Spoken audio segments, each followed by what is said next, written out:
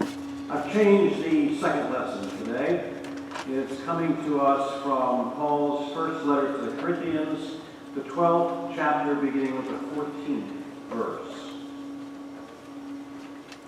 Indeed, the body does not consist of one member, but of many. If the foot would say, because I am not a hand, I do not belong to the body, that would not make it any less a part of the body. And if the ear would say, if the foot would say, because I am not a hand, I do not belong to the body, that would not make it any less a part of the body. And if the ear would say, because I am not an eye, I do not belong to the body, that would not make it any less a part of the body. If the whole body were an eye, where would the hearing be? If the whole body were hearing, where would the sense of smell be? But as it is, God arranged the members of the body, each one of them as he chose. If all were a single member, where would the body be? As it is, there are many members, yet one body. The eye cannot say to the hand, I have no need of you. Nor again the head to the feet, I have no need of you. On the contrary, the members of the body that seem to be weaker are indispensable. And those members of the body that we think less honorable, we clothe with greater honor, and our less respectable members are treated with greater respect. Whereas our more respectable members do not need this. But God has so arranged the body, given the greater honor to the inferior member, that there may be no dissension within the body, but the members may have the same care for one another. If one member suffers, all suffer together with it. If one member is honored, all rejoice together with it. All thanks and praise be to God for his word. May his word continue to be inspiration, hope, and guidance in our lives, now and always. Amen. I want to show you my hero of the week. That's the New Horizons space probe. And when you see it up close and personal, I mean, it looks like just a bunch of aluminum foil. But here it has traveled 3 billion miles. This thing launched in the year 2006. I was 49 years old when this took off. I'm now a little older than that. After it took off in 2006, it took 9 hours to get to the moon. It took the Apollo missions 3 days to get to the moon. Also in 2006, as you can see on this graphic, in 2006, New Horizons whizzed by planet Mars. Then, in 2007, it did a flyby of the Jupiter system, just outside the outer orbit of its furthest moon. Then, although it didn't get terribly close, it crossed the orbital path of Saturn in 2008, Uranus in 2011, and Neptune in 2014. And this week, Pluto. There you go. Well, that one, but this one too.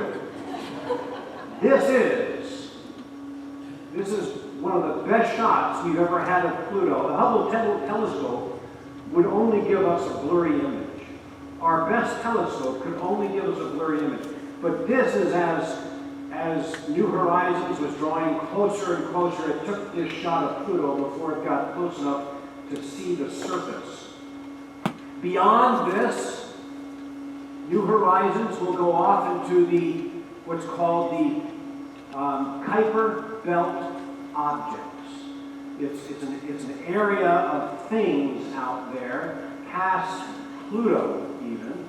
And you know that when the scientists tell you, when they name the thing out there as an object, what they're saying is, we don't have a clue what that is. So basically, the Kuiper Belt objects going through that belt is going to be an amazing thing because they're going to see things they have never seen before. It's just simply amazing. Now, ironically, back in 2006, the same time that they launched New Horizons, the International Astronomical Union had its annual meeting in Prague. You know what they did that union? They redefined the word planet. And this is what the redefinition looks like.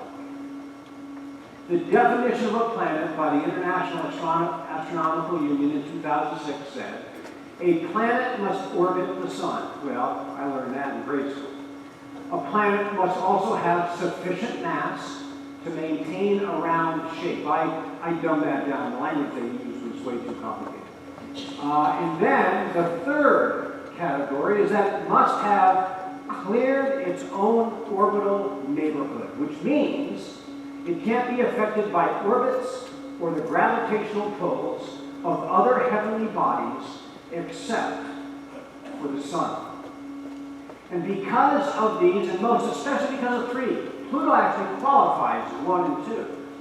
But because of 3, Pluto, in 2006, to the cries of many who cried foul, including me. I preached a sermon on this in Palm Coast in 2006. I was calling for justice for Pluto as early as 2006. They demoted Pluto to dwarf planet status. What a crime. Now, number 3 was the hang-up because, you see, its closest moon is Charon. And Charon is about half the size of Pluto. And no one has a moon that's half the size of a planet. And it's not just Charon. There are 4 other moons beyond Charon. And the problem is that Pluto is all mixed up in the orbits of its own moons. And according to the IAU, you just can't have that. You just can't. It's too messy. It's not clean. We need clear orbits. And so the demotion began. And besides that, because the Hubble telescope only showed a blob out there, a blurry thing they couldn't tell, scientists were speculating that Pluto is nothing more than this big ice chunk floating way out in deep space. Well, surprise, surprise. There is the surface of Pluto, and now we've still gotten very little data back. It's going to take 16 months for all the data of that flyby to come back to NASA so they can examine it. But this is one of the first pieces, and scientists who look at these things have already figured things out. And they are amazed. Pluto has a personality. Pluto has mountains that are as big as the Rockies. Pluto has vast plains. And Pluto seems to indicate that it has planetary surface activity like other planets that we have visited. So all of a sudden now, there's a cry for Pluto's reinstatement as a planet. And I am fully in league with that. I'm going to stand for Pluto. If you want to leave the church because of that, I don't care. But I'm standing my ground.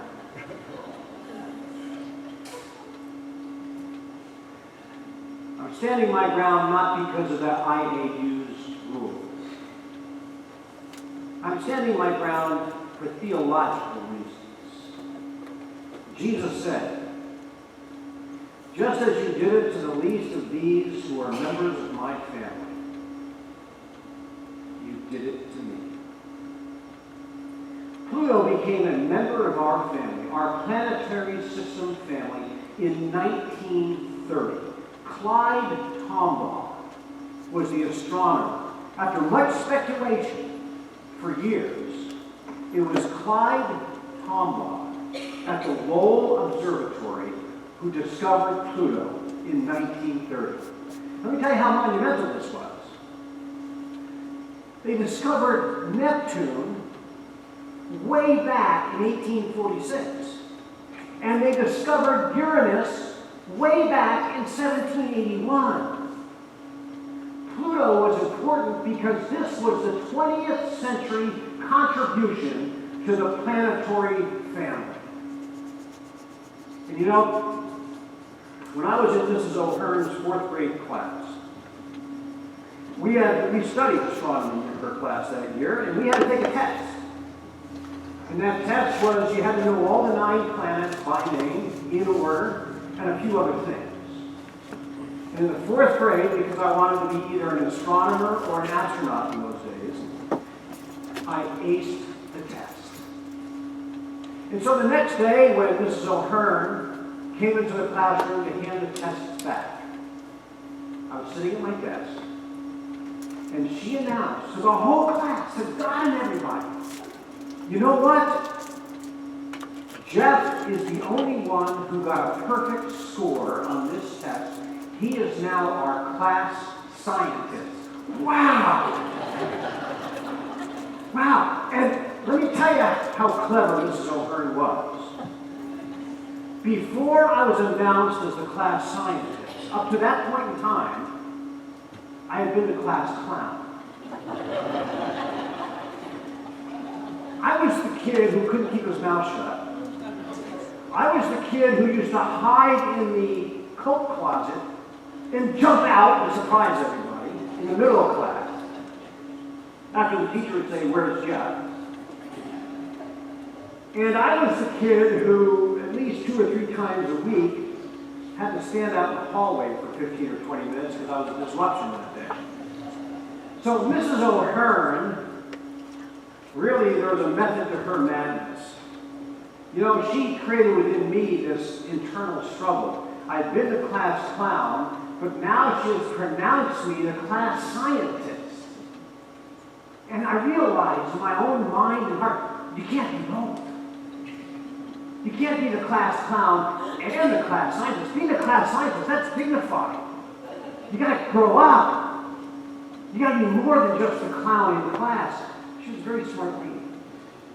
She changed me because I was one of the kids in that class who was in that outer orbit. I was out there. And she reminded us all, including me, I was part of that class family. And now I had a role. I was the class scientist. Pluto may not qualify according to IAW rules. Definition of that may not apply. But we have to remember the IAU pronounced these rules 9 years before this flyby. 9 years before we could get close enough to see what this thing was. And now that we have, it's kind of thrown everything into confusion. What do we do next? It looks like a planet now. Yes, it's very small. Yes, its orbital planet gets, its orbital range gets messy. Now look at this picture. There's that Kuiper belt. See how big that is? I mean, it's way bigger than the solar system. And then inside the inner circle, okay? Look at Pluto's orbit. Pluto's orbit takes it out into the Kuiper belt. All right? No other planet goes out into the Kuiper belt. And it is a planet we don't fully understand, and so we have demoted it instead of seeing what this really means. I mean, to go out into the Kuiper belt, that means you got to get a little messy. That means that your universe out there, the universe you interact with, is way different than the safe universe that Venus, Mars, Jupiter, Saturn, or even our own planet Earth lives in.